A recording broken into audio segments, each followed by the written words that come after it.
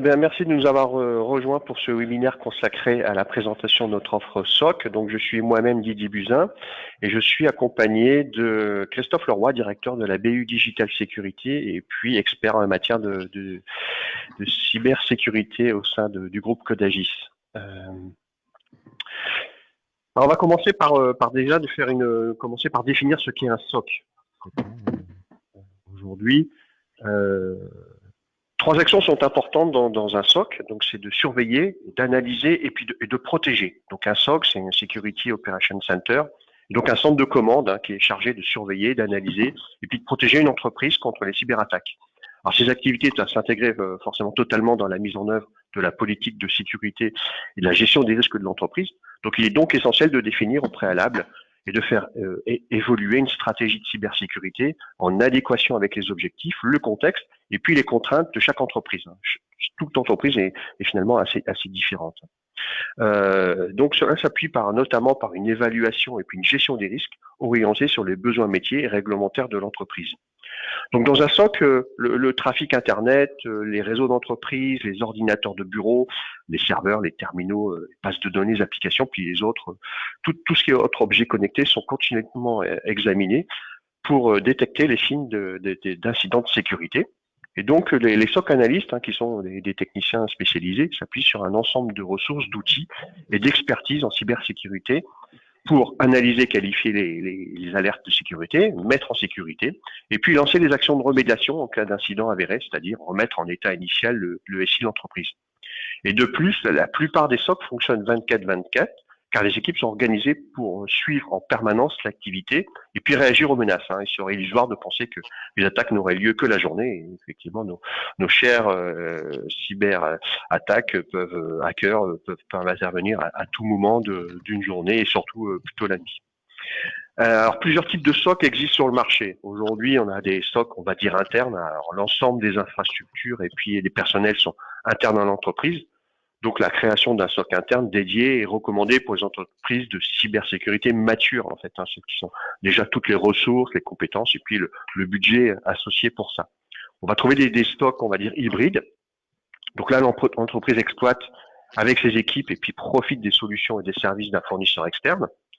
Et puis, ce dont on va discuter, c'est effectivement l'externe, le SOC externe, on va dire managé. Donc l'entreprise s'appuie sur les équipes et l'infrastructure d'un partenaire externe spécialisé dans l'ensemble des activités du SOC. Alors le choix d'un SOC géré ou managé est recommandé pour les entreprises qui recherchent l'assistance d'un spécialiste externe pour effectuer des opérations de surveillance et de détection de haut niveau. Certaines d'entre elles peuvent être matures d'un point de vue IT et en cybersécurité. Cependant, les contraintes budgétaires et l'expertise limitée peuvent entraver la capacité de créer un SOC interne 24/7 pleinement fonctionnel. À l'inverse, certaines SOC peuvent se trouver à des stades immatures au niveau de la protection de l'entreprise. Elles ont besoin d'une meilleure expertise pour gérer rapidement les efforts de surveillance, de détection et de réponse. Alors naturellement, chaque modèle présente ses avantages et ses inconvénients. Alors que le contexte réglementaire et puis la stratégie de l'entreprise, tant vis-à-vis du cloud et de l'hébergement de leurs données chez un prestataire externe, ainsi que les ressources humaines disponibles, orientent vers un choix adapté. Et ces dernières années, les sociétés ont été confrontées à une forte évolution des cyberattaques dans un contexte de transformation des infrastructures numériques pour s'adapter aux nouveaux usages et des besoins d'agilité. On parle de télétravail, on parle beaucoup de mobilité. Elles s'orientent majoritairement vers des modèles externes car elles sont confrontées à des difficultés pour trouver des ressources humaines et puis la nécessité de gérer, de maîtriser son budget. Alors, quels sont les besoins en général de nos clients? Donc, cette slide vous présente quelques chiffres très parlants, en fait, en termes d'attaques. Les attaques sont en constante évolution. Personne n'est plus à l'abri. Il faut éviter que l'activité s'arrête du jour au lendemain. Et aujourd'hui, 60% des PME ne se remettent pas d'une cyberattaque. Donc, c'est assez parlant. Donc le SOC, lui, il a pour vocation de répondre aux préoccupations principales d'une entreprise quant à sa sécurité informatique. Le SOC permet de tenir le maintien opérationnel et la continuité des activités métiers, tout en s'adaptant aux menaces liées à la connectivité permanente des infrastructures informatiques. Donc là, on va retrouver les 3 points, les 3 enjeux aujourd'hui qu'on va avoir par rapport au SOC. En matière de sécurité, il faut en permanence protéger et être à jour. Tout cela dans un contexte de nouveaux usages. Je parlais tout à l'heure du télétravail, des smartphones, du nomadisme, et il y en a plein d'autres aujourd'hui. Et ce n'est pas que surveiller ou signaler, c'est aussi mettre en sécurité. Le temps joue dans le cadre d'une attaque. Plus le temps passe et plus la résolution sera complexe. Et donc nous mettons là le doigt sur les avantages de la mise en place d'un SOC pour une organisation. Donc c'est surveillance continue de la sécurité des équipements, des flux et des données, analyse, qualification et traitement des alertes et des incidents de sécurité, organisation des contrôles et du suivi des opérations de sécurité, actualisation et personnalisation des menaces et risques sur les actifs logiciels et matériels, c'est l'amélioration des délais de détection et de réponse aux incidents de sécurité, sécurisation, accompagnement de la remédiation, c'est réduction des coûts liés aux impacts conséquences des incidents de sécurité, c'est aussi la mutualisation des compétences et facilite l'accès aux experts sécurité. Et puis une traçabilité fiable concernant les données utilisées dans l'activité de cybersécurité post-mortem. C'est aussi être en conformité vis-à-vis de la législation et des réglementations en cours. C'est notamment savoir tracer. Et puis c'est la sécurisation des traces permettant de poursuivre les acteurs des cyberattaques. Alors pourquoi externaliser son SOC aujourd'hui? Alors nous avons pu présenter toutes les contraintes associées, les ressources nécessaires à la mise en place d'un SOC. Très souvent, pour cette raison, les entreprises passent par un modèle d'externalisation. Parce que externaliser son SOC, c'est bénéficier d'un service d'expert. Une ETI ou une organisation moyenne ne peut pas s'offrir en interne toutes les compétences niveau 1, niveau 2, expertise. L'intérêt de l'externalisation réside donc dans la mutualisation des coûts d'infrastructure et d'expertise. C'est premièrement, le prestataire mutualise et contribue à maîtriser le budget de son client. Le prestataire investit en permanence. Il fait bénéficier son client d'une capacité d'anticipation. Les coûts de veille technologique sont mutualisés. Le prestataire sait absorber les volumes. Il est dimensionné pour. Et puis, il faut aussi parler de la pénurie de compétences. Donc, c'est compliqué aujourd'hui de trouver des compétences expertes en sécurité. Donc, c'est de bénéficier d'une multitude d'expertises, être à jour en permanence, mais aussi bénéficier d'un retour d'expérience des clients. C'est aujourd'hui ce qu'on peut faire profiter nos clients, c'est ce qu'on vit nous au quotidien par rapport à ce qu'on voit chez nos clients. Donc par rapport à ça, comment s'articule l'offre? Tu veux peut-être intervenir, Oui, Christophe? simplement, ce retour d'expérience est vraiment très, très profitable pour l'ensemble de nos clients. Un exemple concret sur lequel on surveille, une cyberattaque a lieu sur un de nos clients, qui est une nouvelle forme d'attaque. Donc évidemment, on va la détecter, mettre en sécurité et remédier, mais immédiatement, on va pouvoir répliquer une surveillance accrue sur ce type d'attaque sur l'ensemble de nos clients. C'est-à-dire qu'on a identifié un nouveau vecteur d'attaque, on fait immédiatement bénéficier l'ensemble de nos clients des nouveaux scénarios de détection et de remédiation. C'est une mutualisation qui est très, très optimisée et qui permet de réduire fortement le temps de détection et de réaction pour tous les clients. Très bien, merci Christophe. Bon. Effectivement, donc l'offre SOC aujourd'hui chez Codagis, c'est tout d'abord, il faut parler de notre partenariat. Donc comment on met en place notre solution de SOC. Nous avons bâti notre offre en partenariat avec la société Alexo. Donc Alexo, c'est un opérateur de cybersécurité, de télécommunications qui opère ses activités depuis deux plateformes, l'une qui est en Île-de-France et puis l'autre qui est en Alsace. Et puis nous combinons les expertises de Codagis en matière de cybersécurité, de services managés, d'intégration de solutions que vous connaissez certainement, alors soit via l'activité Codagis Managed Services, l'activité Codagis Intégration, et puis là sur la partie sécurité, et puis la mise à disposition des infrastructures du SOC d'Alexo. Donc Christophe, je ne sais pas si tu veux compléter un peu la présentation du dispositif.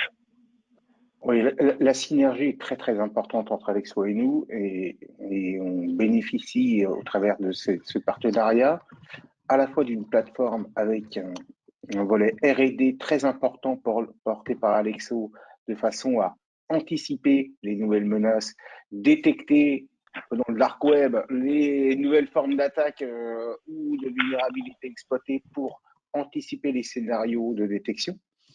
Et on arrive, nous, avec notre expertise qui nous permet de gérer les remontées d'incidents, d'accompagner nos clients à la remédiation, de mettre en sécurité ou de conseiller et d'orienter nos clients par rapport à leurs évolutions et leurs nouveaux risques. Merci Christophe. Donc, quelle est notre offre et tout d'abord, quelle est notre proposition de valeur par rapport à cette organisation. Donc, notre SOC aujourd'hui surveille les données de sécurité générées au niveau de l'ensemble de l'infrastructure IT de l'entreprise, en allant forcément des systèmes hôtes et puis des applications jusqu'au périphérique réseau, la sécurité, c'est ce que les pare-feux, les solutions antivirus. Et en combinant une gamme d'outils avancés et de compétences de nos professionnels expérimentés en matière de cybersécurité, notre SOC remplit les fonctions vitales suivantes. Donc, c'est surveillance, détection, investigation, et puis triage des alertes des éléments de sécurité. C'est gestion des réponses aux incidents de sécurité, notamment l'analyse des malwares. C'est la gestion des renseignements sur les menaces. C'est la gestion de la vulnérabilité, basée sur les risques, notamment la priorisation des correctifs. C'est la traque des menaces. Et c'est la gestion et la maintenance des dispositifs de sécurité. Et puis c'est le développement de données et d'indicateurs pour le reporting, la gestion de la conformité. Donc notre SOC agit suivant 3 modes différents. Alors, on fait d'abord 2 copies des logs. Alors, le premier mode est la chaîne froide. Donc on récupère les logs et puis on les eurodate et puis on les stocke. Et puis le second mode est le mode à chaud. Donc là on prend les logs et on les analyse. Et puis il y a un 3e mode aussi dit de chaîne tiède. Donc là, on va rapprocher des incidents distincts et survenus dans le temps pour analyser s'il y a une corrélation entre eux, s'il existe une corrélation entre eux. Par exemple, aujourd'hui, on peut très bien avoir un exemple c'est un exemple que donne souvent Christophe sur effectivement la porte et la charnière. Donc, on peut avoir à un moment donné une vis d'une charnière qui est enlevée et puis quelques temps plus tard une autre vis. Et pourtant, pour le coup, c'est pas important. Mais au final, lorsque toutes les vis de chaque charnière seront enlevées dans le temps, et ben la porte cédera. Donc, c'est un peu l'exemple de ce que on peut avoir en termes de surveillance en mode chaud. Donc concernant la mode des alertes, dans un premier temps, l'ensemble des alertes de sécurité sont traitées automatiquement par les outils du SOC. Cela peut être un défaut de mot de passe, par exemple. Et puis si on prend l'exemple de ce mot de passe, s'il est en erreur plusieurs fois, il pourra remonter en catégorie incident. Et puis une intervention physique est engagée, l'analyste alors rentre en action. Il va qualifier l'incident, s'il est mineur, s'il est majeur, et puis réagir en conséquence. Alors notre SOC s'organise autour de différentes ressources, donc un module de surveillance et puis une équipe qui analyse et traite. Il y a associé une équipe d'investigation qu'on va qualifier de niveau 2 ou de niveau 3. Donc elle est aidée d'un dispositif de sandbox, donc bac à sable, qui va simuler de façon masquée un environnement informatique. Va s'activer ou pas en fonction des malwares qui s'y présentent. Donc aujourd'hui, 70% des malwares vont être détectés dans la première sandbox. Et puis ensuite 90% dans la seconde et puis 100% dans la troisième. Et puis il existe aussi d'autres dispositifs de non-EPOT dont la vocation est un peu de se faire volontairement infecter pour récupérer puis ensuite enrichir une base de données de mise à jour vis-à-vis de l'ensemble des attaques qu'on a pu avoir. Donc je sais pas, Christophe, là si tu as peut-être un complément à apporter par rapport au dispositif. Oui, 2 choses. La première, les honeypots ou la veille sur le dark web, c'est vraiment des choses très importantes au sein d'un SOC. C'est ce qui permet d'anticiper, de détecter des nouveaux vecteurs d'attaque, des nouvelles formes d'attaque, l'utilisation de ce qu'on appelle des zero day et d'aller chercher les indicateurs de compromission et de construire les scénarios probables d'attaque qui nous permettront de le détecter très rapidement et pouvoir réagir dessus. Sur les sandbox, pourquoi 3 sandbox? Parce qu'on a constaté avec l'expérience que chaque outil et éditeur est capable de, grosso modo, détecter 70 à 75% des malwares et pas toujours les mêmes. Le cumul de ces 3 sandbox permet vraiment de faire une couverture d'ensemble et surtout d'analyser finement ce que pourrait faire un malware, une pièce jointe compromise, pour comprendre quelle attaque elle est en train de mener et pouvoir investiguer, et c'est là où le côté chaîne tiède est important, pouvoir investiguer sur le SI qui est attaqué si ce vecteur d'attaque a été mis en place et comment on le remédie. Dans tous les cas, la partie vraiment la plus importante au sein d'un SOC, c'est l'analyse humaine.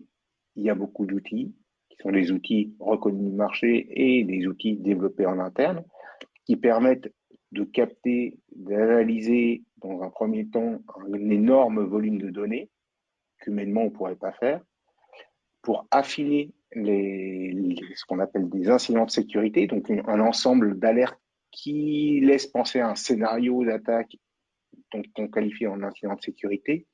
La grande expertise d'un SOC, c'est derrière la valeur et l'expertise des SOC analystes qui vont prendre chacun de ces incidents de sécurité et investiguer dessus pour qualifier, savoir s'il y a vraiment une attaque ou pas, pouvoir mettre en sécurité le plus vite possible et aider à la remédiation. Alors c'est une bonne transition effectivement avec le slide suivant, c'est que pourquoi effectivement mettons des outils et des hommes. Donc un SOC, ça va pouvoir traiter 200 millions d'événements provenant de sources diverses, de serveurs, d'annuaires, d'équipements de sécurité, etc.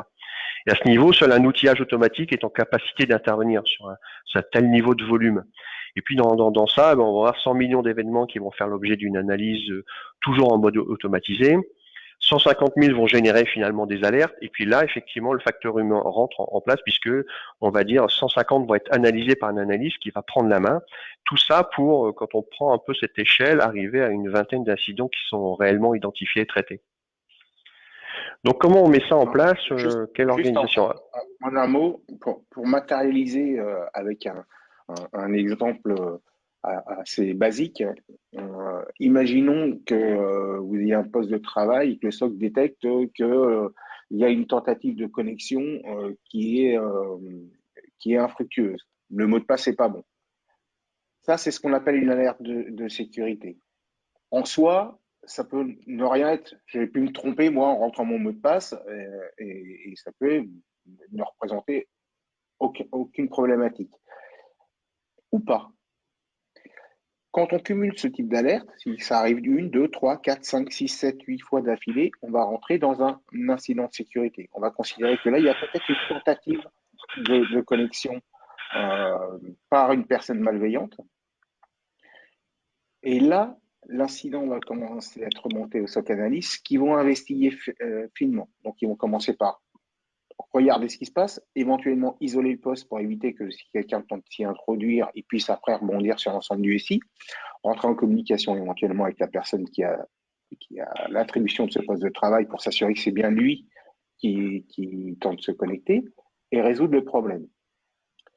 Quand on parle de chaîne tiède, si on a cet incident-là et qu'on s'aperçoit parallèlement que ce poste de travail ouvre des connexions vers, je sais pas moi, la Russie, le Brésil, l'Inde, alors qu'il n'y a pas normalement de raison légitime pour qu'il le fasse, là, on va traiter ça en chaîne tiède, c'est-à-dire qu'on va corréler ces deux événements en disant c'est pas juste une tentative d'intrusion, mais on a vraiment une cyberattaque qu'on appelle silencieuse, c'est-à-dire qui est venue petit à petit s'installer et qui s'étend à traiter. Et on va, avec les SOC analystes, mettre en place les solutions de remédiation plus poussées. Merci Christophe. Bon, on passe à l'organisation. Donc, quelle organisation chez Codagis aujourd'hui? Donc, le point central de notre organisation, c'est le SDM, c'est le Service Delivery Manager. Donc, c'est la tour un peu de contrôle du dispositif, mais aussi sa mémoire, parce que en fait, il gère forcément la relation client, le reporting, les échanges avec les équipes, mais pas que. Seront les prépondérants dans l'analyse à froid des événements. Donc, il peut revenir sur une période de 6 mois pour corréler des incidents, puis en déduire une vulnérabilité. Donc, il va rechercher des axes d'amélioration, détecter des sources d'attaque ciblées. Donc, c'est vraiment la mémoire de ce qui s'est passé avec notre client. Alors, comment on met tout cela, on va mettre tout ça en place? Alors, plusieurs phases sont définies pour mener à bien un projet de SOC. Donc, la phase préparatoire est l'une des plus importantes dans la mise en œuvre. C'est de bien caler la relation entre nos équipes et puis celle de notre client. C'est d'analyser le niveau de maturité du client, donc sauvegarde, PRA, etc. Et puis d'être force de proposition. C'est aussi de définir ce que l'on va aller chercher, sur quels équipements, où sont placés les collecteurs de logs.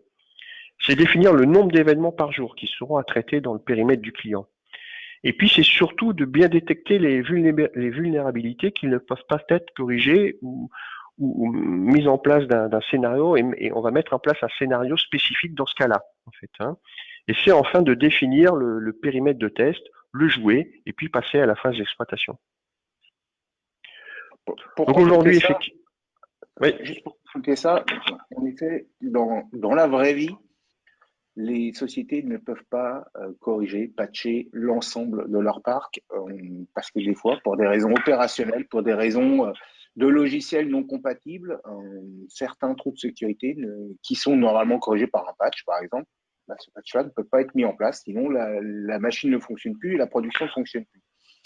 Notre rôle, c'est aussi de savoir détecter ces points particuliers chez nos clients et d'adapter des scénarios de détection disant cette vulnérabilité qui normalement est corrigée par un patch donc n'existe plus, chez ce client-là, elle existe toujours. Donc, on va rechercher et finement analyser les possibles attaques par ce vecteur-là parce qu'ils ne pourront pas le corriger dans le temps.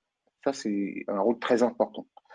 La deuxième chose extrêmement importante dans le rôle du SDM sur son analyse à froid, c'est un rôle de conseil, c'est-à-dire au fur et à mesure qu'évolue la société et qu'on remonte le suivi du SOC, on va conseiller notre client sur des projets cybersécurité, des axes sur lesquels il peut s'améliorer de façon à être toujours plus performant en termes de cyberdéfense. Ah, c'est que ça. Alors, qu'est-ce qu'on nous propose en matière de reporting dans le cadre de la mise en place de notre SOC? Donc, on retrouve des points assez classiques pour ce type de prestation, donc périmètre, frais marquants, volumétrie, etc. Mais surtout, c'est aussi d'être force de proposition, comme tu disais, et d'anticipation. Hein. Donc, par exemple, si on a un client qui va être un parti politique, donc à l'approche des élections électorales, eh ben en fait les sites et puis les organisations de partis politiques sont très certainement plus visés par des attaques. Donc il faut le prévoir. Ça peut être aussi lors d'une manifestation sportive, un sponsor qui est davantage en visibilité. Et là, à ce moment-là, effectivement, il peut se retrouver attaqué parce qu'il est en forte visibilité et il doit s'y préparer. Et puis, c'est aussi la généralisation du télétravail, par exemple, dans un grand groupe qui implique des changements d'usage. Et puis, ça peut être aussi l'occasion, à ce moment-là, d'ouvrir une brèche sur le dispositif de sécurité. Donc, ça peut être anodin, mais ça peut être plein de faits sur lesquels, effectivement, à un moment donné, l'entreprise va exister ou va communiquer davantage. Et à ce moment-là, il faut être très, très proactif. En synthèse, et pour terminer cette présentation, nous travaillons, nous, avec des technologies qui sont épousées, un dispositif franco-français, hein, donc qui sont chers à nos clients, à nos prospects. En général, on nous demande si toutes ces prestations aujourd'hui sont réalisées dans l'Hexagone. Et donc, pour rappel, notre implantation associe notre site d'Aurillac historique de ceux de Strasbourg et puis l'Île-de-France. Et puis, nous disposons de l'expertise en interne, nos équipes CETOF. Nous intervenons en propre sur les niveaux 1, les niveaux 2, la partie management du contrat. Et puis, on vient s'appuyer un peu sur l'expertise confiée à notre partenaire. Et puis, la force de notre modèle est de s'adapter à chaque environnement. Donc, nous sommes très, très agiles par rapport à ce qu'on peut proposer à nos clients. Donc, nous proposons des offres forfaitaires basées sur des nombres d'événements estimés et de l'infrastructure de nos clients. Donc, aujourd'hui, on a une capacité à pouvoir, effectivement, comme le disait tout à l'heure Christophe, s'adapter aux environnements de nos clients. Et puis, chaque client est différent. Donc, tu veux conclure par rapport à cette synthèse? Je te laisse, Christophe, apporter quelques éléments complémentaires. Oui, tout à fait. Ce qui est très, très important pour nous sur la qualité du service de notre SOC, c'est vraiment cette capacité à être très proche de nos clients et à les suivre dans leur évolution. Le SOC doit vraiment être complètement intégré à l'évolution, à la stratégie, au développement d'une société. Le suivre, s'adapter, amener des nouveaux services quand il y a des nouveaux besoins, savoir adapter les services existants aux nouvelles attentes et surtout venir en complément et en support des métiers et pas en frein des métiers. La cybersécurité doit se faire dans une vraie synergie entre le RSSI, le DSI et les métiers. Sinon, on connaît tous le résultat. Si ce n'est pas le cas, c'est que les gens vont contourner. Donc, il faut vraiment amener ce volet adhésion et ce volet synergie pour que les métiers puissent bénéficier d'une approche sécurisée sans que cela impacte leur métier de tous les jours. Merci Christophe. Écoutez, il nous reste quelques minutes pour passer quelques questions. Donc, je vous encourage effectivement à soit nous les passer via le chat. Je sais que c'est Bérangère qui va prendre la main sur ce sujet. Donc, je vous laisse revenir vers nous avec les interrogations que vous pourriez avoir ou les besoins de précision sur ce qu'on vient de vous présenter. Très bien, merci Didier. Donc effectivement, n'hésitez pas à poser vos questions via le module questions disponible dans GoToWebinar. Alors j'ai déjà une première question, Didier.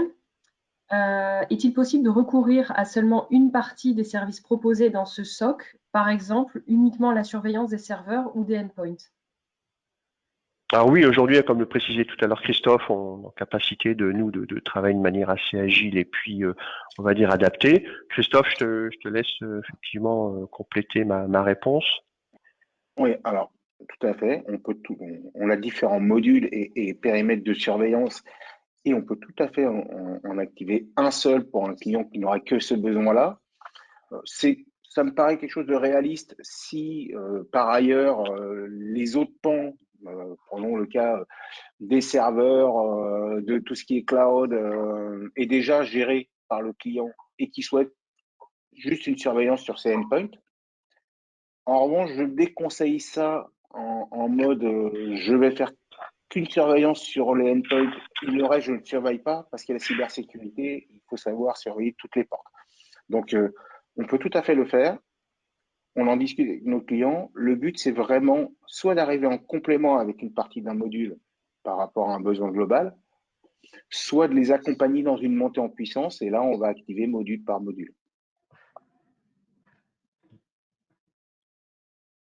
Merci Christophe. Est-ce que Bérangère, tu as reçu d'autres questions? Oui, alors j'ai une nouvelle question. Christophe, Didier, quelle est la charge de travail qui est supportée par les équipes clients dans l'hypothèse où on externalise l'ensemble du SOC? C'est une bonne question, une question qui est souvent centrale. Quand on externalise son SOC, c'est généralement qu'on a déjà un petit peu réfléchi au sujet de la cybersécurité et qu'on a conscience qu'on n'a pas toutes les expertises et ou que les équipes ont une charge de travail trop importante pour pouvoir gérer efficacement toutes les alertes de sécurité et tout le suivi d'un SOC internalisé. Le client garde la main sur sa cybersécurité, ça c'est le premier prérequis. En revanche, en termes de charge de travail, vous pouvez vous retrouver sur un service complètement externalisé à avoir 1 à 2 jours hommes par mois de charge de travail, puisque nous allons prendre en charge tout le suivi et voir une partie de la remédiation qu'on aura définie avec vous. Donc, on va vous décharger de toute cette partie-là. L'essentiel de la charge de travail sera sur le reporting, le suivi, et puis régulièrement une analyse à froid pour aller sur un vecteur d'amélioration. La seule exception à ça, et on souhaite tous que ça n'arrive jamais, c'est en cas de cyberattaque, où là, on va sans doute un peu plus échanger avec vos équipes, mais là encore, la charge sera assez faible, puisque la majorité du travail sera pris en charge chez nous.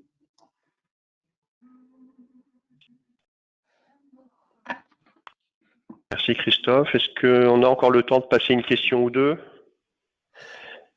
Oui, alors j'ai encore une question, Didier, Christophe. Comment gérez-vous la proactivité et les interventions autonomes du SOC pour remédier à un incident de sécurité?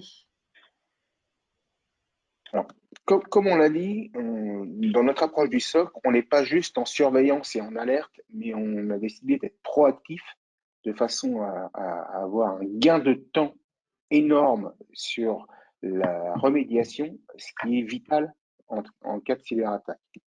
Comment on gère ça? Au départ du projet, on définit avec le client jusqu'à quel point on a le droit de façon autonome d'intervenir et de mettre en sécurité. Et qu'est-ce qu'on peut faire? Par exemple, est-ce qu'on peut, d'initiative sur une cyberattaque, isoler un poste de travail d'un collaborateur, le temps de remédier et de le remettre en fonction? Est-ce qu'on peut isoler un serveur ou bloquer des flux sur un serveur si on constate qu'il y a une cyberattaque, le temps de remédier et de remettre en fonction de façon autonome? Ça, on le définit avec le client en fonction de son contexte à lui et de ses besoins métiers à lui. C'est vraiment un gain de temps énorme. C'est-à-dire que, un, il n'y a pas de charge de travail pour le client quand on peut le faire de façon autonome. Deux, dès qu'on a détecté, pendant le cas d'un poste de travail, dès qu'on a détecté qu'il est compromis, on l'isole, ça évite l'extension de l'attaque. On remédie, on remet en fonction. Le collaborateur a un temps d'indisponibilité court, le SI n'est pas impacté, le client a une charge de travail quasi nulle. Sur des cyberattaques beaucoup plus importantes, là, on va s'arrêter à la limite de ce qui nous est autorisé et on va échanger avec les équipes. Mais ce travail préalable ayant été fait, on aura quand même mis en sécurité au maximum la partie du SI impactée. Donc, on va avoir ce gain de temps et ce gain de réactivité qui va vraiment atténuer énormément les risques et les dégâts. Merci Christophe. Il est 10h34. Écoutez, je vous propose effectivement de conclure cette présentation. Merci à toutes et à tous pour votre participation. Donc nous restons naturellement à votre disposition pour échanger sur vos projets et les interrogations que vous pouvez avoir. Et puis n'hésitez pas à nous envoyer les questions que vous auriez eues et que nous n'avons pas eu le temps de poser dans le cadre de cette présentation. On reste naturellement à votre disposition pour en débattre et puis en échanger ultérieurement. Merci beaucoup et puis bonne journée à toutes et à tous.